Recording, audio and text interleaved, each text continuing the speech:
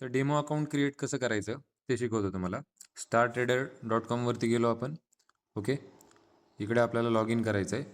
तर आपल्याला जे पण आपण अकाउंट क्रिएट केले, पहिले लाईव्ह अकाउंट आपण क्रिएट करून घेतलं लिंकद्वारे.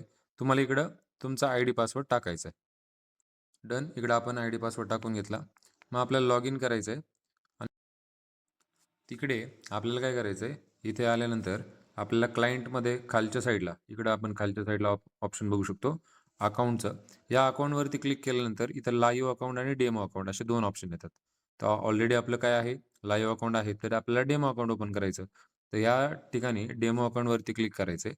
डेमो अकाउंट क्लिक केल्यानंतर आता मी मल्टिपल एक्झाम्पलसाठी भरपूर डेमो अकाउंट ओपन करून घेतलेत. तर इथे आपल्याला सपोज आता डेमो अकाउंट ओपन करायचं आहे. तर इथे आपल्याला क्रिएट अकाउंट याच्यावरती ओपन अकाउंट जे आहे, या ओपन अकाउंटवरती आपल्याला काय करायचं आहे, क्लिक करायचं आहे. आणि देन इथं आपण डेमो अकाउंट ऑप्शन येते आपल्याला. या डेमो अकाउंटला क्लिक केलं आपण आणि स्टँडर्डमध्ये आपल्याला चार्जेस लागतात. रॉयल्सला आपल्याला चार्जेस लागत नाही. म्हणजे ज्या प्रमाणात कमी लागतात. स्प्रेड असतो तो. स्प्रेड कमी लागतो आपल्याला.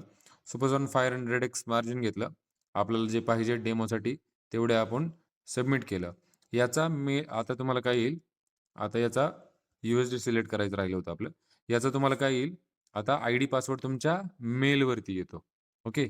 त्या मेलवरती तुम्हाला आयडी पासवर्ड येतो आणि त्यानंतर मी लॉग इन करण्याची प्रोसेस तुम्हाला त्याचा पण व्हिडिओ पाठवलेला आहे.